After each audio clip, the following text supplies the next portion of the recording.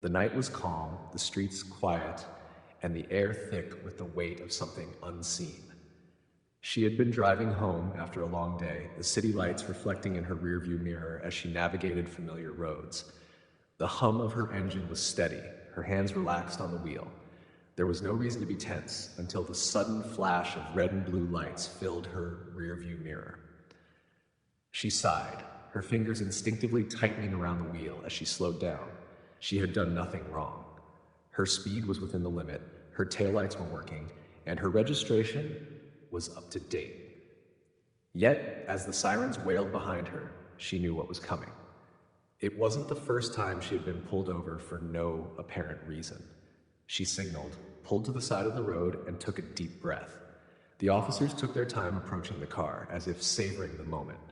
When the first officer reached her window, his flashlight beamed straight into her eyes, an intimidation tactic she had seen before.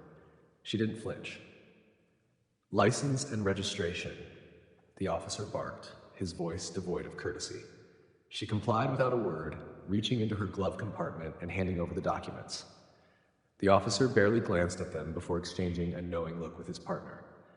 The second officer, a taller man with a smug expression, circled around to the passenger side, his eyes scanning the interior as if expecting to find something incriminating.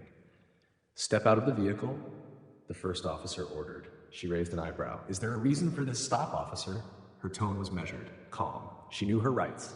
"Step out now." His tone hardened. No explanation, no justification.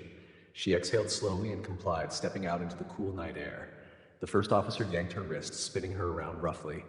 "Hands on the hood," he demanded. She clenched her jaw, but didn't resist. She could have easily flipped the officer onto his back in seconds, but she wasn't here to reveal her skills, at least not yet. As she pressed her hands against the car's hood, she felt them moving behind her, whispering low enough to avoid the dashcam's audio range. She could hear the telltale rustling of plastic, the soft sound of something being tucked away. And then, well, the taller officer said mockingly, stepping beside her with a smirk. In his gloved hand, he held a small bag of white powder. "What do we have here?" She turned her head slightly, her expression unreadable. "That's not mine," she said, her voice firm but devoid of panic. "Sure it isn't." The first officer laughed. "Looks like we just got ourselves another drug bust." The taller one pulled out his radio. "Dispatch, we have a suspect in possession of a controlled substance, requesting backup." Her mind raced, not with fear, but with strategy. She knew exactly what was happening. This wasn't about law enforcement. This was a setup, a manufactured arrest. They had picked her because they assumed she was powerless, another black woman who wouldn't stand a chance against their word. They had no idea who they were dealing with. She kept her breathing steady, her eyes scanning her surroundings. The dash cam was still recording, and she knew how to access footage. The officers' careless overconfidence was their biggest mistake. They thought they had control of the situation, but they had no idea that their target was a CIA agent with the power to dismantle their entire careers. Instead of pleading or arguing, she let them have their moment. Let them think they had won. Let them pile on the corruption. The deeper they dug their own graves, the more satisfying it would be when the truth exploded. Because soon it would. She stood still, her hands pressed against the hood of her car, her heartbeat steady. Years of training had conditioned her to remain calm in high-pressure situations. She had faced far worse than this. Undercover missions, hostage negotiations, life-or-death scenarios where a single misstep meant disaster. This was nothing more than a waiting game. The officers thought they had her figured out. To them, she was just another target, another easy arrest they could manipulate to boost their numbers. They didn't see the intelligence behind her eyes or the quiet power in her stance. They didn't notice how she subtly shifted her weight to keep herself ready for anything. They had no idea that she was memorizing every detail, the badge numbers, the scratches on their name tags, the faint scent of stale coffee on the officer behind her, the way the taller one kept tapping his fingers against his belt in a nervous rhythm. She listened carefully, catching their hushed conversation behind her. "Make sure the cam doesn't catch it." "Already disabled the mic, should be good." "Backup's on the way, let's get her in cuffs before they get here." They were sloppy, overconfident. They thought their power was absolute, that their word alone would be enough to convict her. They didn't realize she was 3 steps ahead. The first officer grabbed her wrist, his grip firm but not painful. "You're under arrest for possession of a controlled substance." His voice dripped with fake authority, as if he enjoyed saying those words. She let out a quiet breath and turned her head slightly. "Do you really think this is going to stick?" Her voice was controlled, almost amused. The officer stiffened, surprised by her lack of fear. "Doesn't matter what you think," he shot back. "We have evidence." She allowed herself a small smile. "You think you do." The taller officer stepped closer, his presence meant to intimidate. "You really don't get it, do you? You're done. That little attitude of yours isn't going to help when you're sitting in a cell." She tilted her head slightly, looking at him with an unreadable expression. "And you don't get it either," she said, her voice unwavering. "You just made the worst mistake of your career." For the first time, doubt flickered in the officer's eyes. It was barely there, a fraction of a second, but she caught it. He didn't like how calm she was. He expected fear, begging, anger, not this eerie composure. The distant sound of sirens broke the silence. Backup was on the way. She let them cuff her, making no effort to resist. She wasn't here to fight, not yet. She was here to observe, to let them think they had won. Because the moment they walked into that courtroom, everything would change. She felt the cold steel of the handcuffs tighten around her wrists as they pushed her toward the squad car. She didn't flinch. Instead, she looked straight ahead, her mind already working through her next steps. She knew exactly how this would play out. They would take her to the station. They would book her, take her fingerprints, try to process her like any other suspect.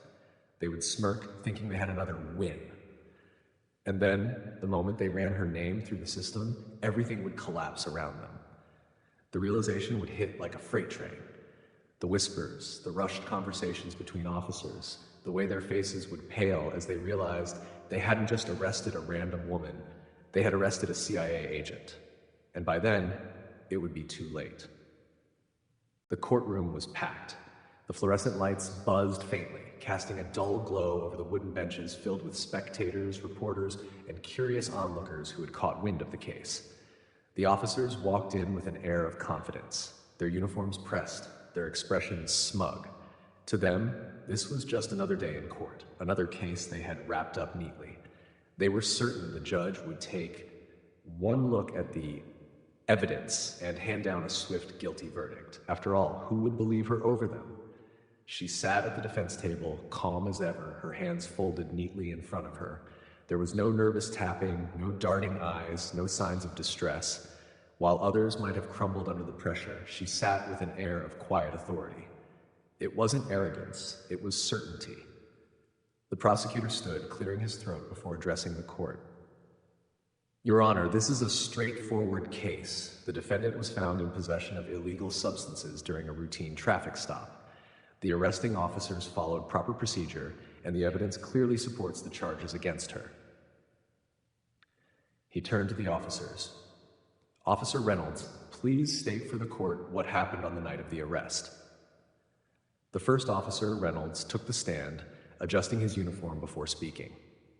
"On the night in question, the suspect was pulled over for a minor traffic violation. During the stop, we noticed suspicious behavior, which led us to conduct a search. Upon searching the vehicle, we discovered a bag containing a controlled substance in the center console." His testimony was smooth, practiced. He had done this before. The prosecutor nodded. "And is this the bag in question?" A small, clear plastic bag was held up for the court to see, the supposed evidence. Reynolds nodded. "Yes, sir, that's what we found in her vehicle." The prosecutor turned toward her, his expression expectant. "Do you have anything to say in your defense?" She slowly stood, adjusting her blazer before speaking. "Yes, I do." Her voice carried through the courtroom with undeniable confidence. "But first, I'd like to ask Officer Reynolds a few questions." The judge nodded, granting permission. She stepped forward, her heels clicking against the polished floor as she approached the witness stand. "Officer Reynolds, when you pulled me over, what was the stated reason for the stop?" Reynolds hesitated, just for a second. "A broken taillight," he said. She arched an eyebrow. "Interesting. Because my car was impounded after the arrest, and upon inspection, both taillights were fully operational. Would you like to explain that? Reynolds shifted in his seat. It must have been a mistake on my part. Right. A mistake. Her expression didn't change. And when you searched my vehicle, did you have probable cause? He straightened. The suspect was acting suspiciously. She tilted her head. Suspiciously? Can you define that? She seemed nervous, avoiding eye contact. The audience murmured. The judge tapped his gavel lightly. She smiled, but there was no humor in it. So in your experience, nervousness is enough to justify a search without consent? Reynolds clenched his jaw. Given the circumstances, yes. She took a slow breath. And you're absolutely certain that this bag, she gestured to the evidence, was found in my car? Reynolds nodded. Yes. She turned to the judge. Your Honor, I'd like to present some new information. The courtroom fell silent. She pulled a document from her folder and handed it to the bailiff. This is a forensic analysis of the plastic bag in question. Not only do my fingerprints not appear anywhere on it, but the only fingerprints present belong to Officer Reynolds himself. The judge's eyebrows lifted. Reynolds' face paled. She wasn't finished. Additionally, I have security footage from a nearby traffic camera that shows Officer Reynolds removing the bag from his pocket and placing it inside my vehicle while his partner distracted me. This is a collective gasp rippled through the courtroom. And finally, she said, stepping closer, her voice like steel, before we continue, I should probably introduce myself properly. She reached into her blazer pocket and pulled out a sleek, black leather wallet. She flipped it open, revealing the unmistakable emblem of the Central Intelligence Agency. Reynolds looked like he might be sick. The courtroom erupted. The courtroom buzzed with whispers, the weight of the revelation pressing down on everyone present. The officers who once stood confidently were now visibly shaken. The judge leaned forward, his expression unreadable as he carefully studied the CIA badge she held up. Even the prosecutor looked stunned, shuffling through his notes as if searching for something, anything, that could salvage the case. She lowered her badge and slid it back into her pocket, allowing the silence to stretch for just a moment longer. She wanted them to feel it, the impending doom creeping up their spines, the realization that they had just made the worst mistake of their lives. The judge adjusted his glasses and cleared his throat. Miss, or should I say agent? She met his gaze. Agent. A slow exhale left his lips, his fingers drumming lightly against the bench. Agent, can you confirm your current position with the Central Intelligence Agency? I'm a field operative specializing in intelligence analysis and covert investigations. Her voice was steady, unwavering. I've spent years working undercover to dismantle corruption, both domestically and abroad, and tonight it seems corruption found me instead. The room erupted into another wave of murmurs. The officers squirmed in their seats. Their carefully constructed lies were collapsing, and the weight of their actions was becoming undeniable. The judge turned his gaze toward the prosecutor. Do you have any prior knowledge of the defendant's identity? The prosecutor shifted uncomfortably. No, Your Honor. She was processed as a civilian. Had I known her credentials, I would have reviewed the case more thoroughly before bringing it to trial. A slow, knowing smile crossed her lips. Well, now you know. She turned her attention back to Reynolds, who had yet to say a word since her revelation. His breathing had become shallow, and a thin sheen of sweat glistened on his forehead. She took a step closer to the stand, her voice calm but laced with a sharp edge. Tell me, Officer Reynolds, would you like to change your statement? His lips parted, but no words came out. His partner, seated beside him, shifted uncomfortably. He looked as if he wanted to disappear, but there was nowhere to run. I'd advise you to choose your next words carefully, she continued, because perjury carries serious consequences. But then again, so does framing an innocent person. I'd say you're already in enough trouble. Reynolds swallowed hard, his hands clenched and unclenched on the wooden stand. I didn't. Didn't what? She cut in sharply. Didn't expect me to fight back? Didn't expect me to have evidence? Didn't expect me to be someone who could actually take you down? The tension in the courtroom thickened. The judge leaned back in his chair, plus watching everything unfold. He wasn't going to interfere. He wanted to see where this was going. She turned to the bailiff. I request that Officer Reynolds and his partner be taken into custody immediately. The bailiff hesitated, glancing at the judge. The judge nodded once. Proceed. There was a stunned silence before the courtroom exploded again. Gasps, shocked murmurs, the sound of chairs scraping against the floor as two more officers entered to escort Reynolds and his partner away. The taller officer, the one who had smirked at her during the arrest, stood abruptly. "This is ridiculous. You can't do this." She didn't even flinch. "Actually, I can. And I just did." Reynolds tried to argue, but his words were lost in the noise. The reality of their downfall had set in, and there was nothing they could do to stop it. The very system they had abused was now turning against them. As the officers were led away in handcuffs, the same ones they had placed on her not too long ago, she finally allowed herself to take a deep breath. Justice had been served, and it wasn't over yet. She turned to the judge. "Your Honor, with the fabricated evidence exposed, I request that all charges against me be formally dropped." The judge gave a firm nod. "Charges against Agent." He paused, realizing he hadn't yet said her name. "Agent Monroe are hereby dismissed. This court is adjourned." The gavel struck, and just like that, the case was over.